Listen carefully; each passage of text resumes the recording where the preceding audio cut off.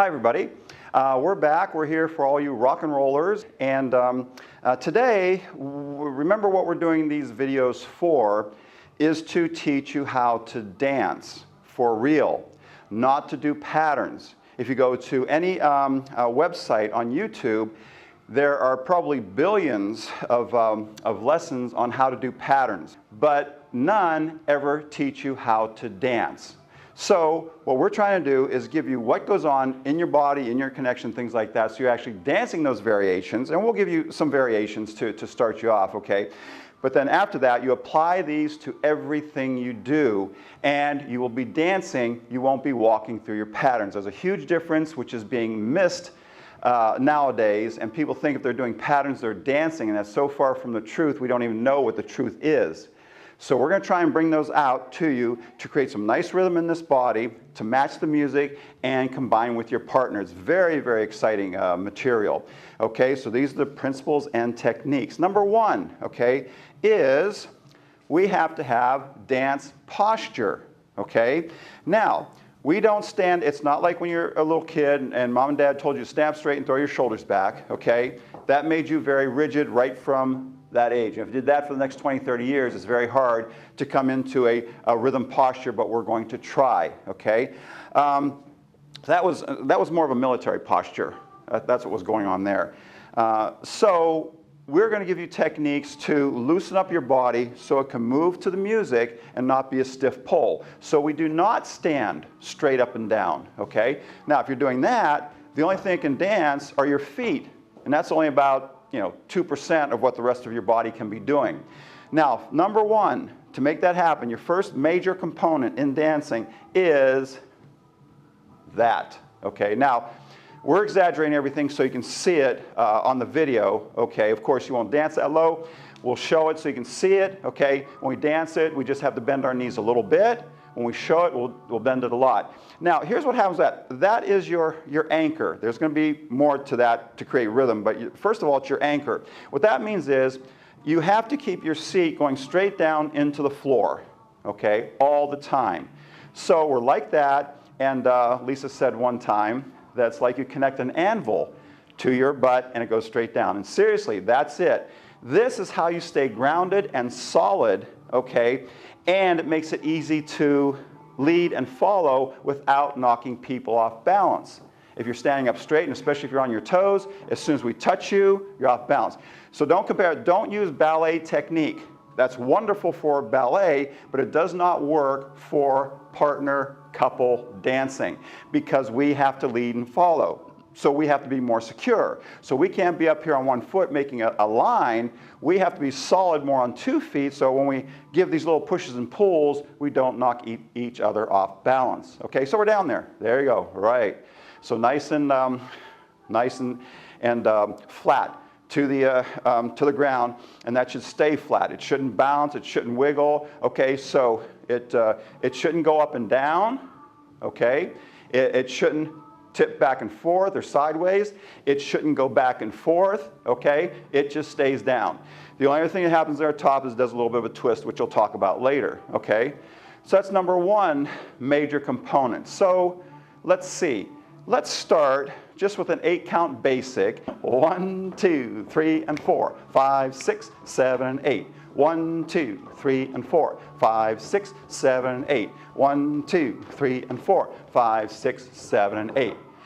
So you notice when we're doing that, our knees are going up and down, and we're going to talk more about that later, okay? But this is staying flat. Now this is how you become a smooth, cool dancer, okay? And not a jitterbug. That was a term in the old because it was so jittery. They called it jitterbug because it was so jittery and it's kind of frantic, okay? We want you smooth, cool, and fast, okay? So that's how you do it. So notice, when you're keeping this flat into the ground, it does not bounce, okay? So when you're doing your 8 count, 1, 2. So your knees can be going up and down, ba, ba, ba, rock, step, triple step, step, right. But by the time it gets to here, dead flat. Not just in swing dancing, all dances when you're dancing with a partner. Okay, so that keeps you nice and anchored to the ground. Okay? Now, that is your anchor. Now we have our angle to create some rhythm in our body. You have to be angled slightly forward, okay? Now people get this mixed up with hunching, but there's a difference. We want you to keep your back very straight. As a matter of fact, your spine reaches up to the ceiling, but at an angle. So again, we're going to exaggerate, okay? Right, see that? So we're at an angle. So we dance like that. Snow skiers out there, same thing. Surfers, skiers, water skiers, snow skiers, we're always using that athletic ready position. Always knees bent, angled slightly forward, and you're ready to maneuver. And we want to be ready to maneuver when we dance, okay? So, what we do, we lean forward a little bit, okay? That creates a bend in here. This is where 80% of your rhythm comes from. Without that, you are not dancing, you are walking, okay? That has to bend. Then, if you do your basic, we're doing our 8-count basic again. 1, 2, 3, and 4, 5, 6, 7, 8. You'll feel these thighs going up into your rib cage. 2, 3, and 4, 5, 6, 7, 8. Would you pick up a knee, Lisa?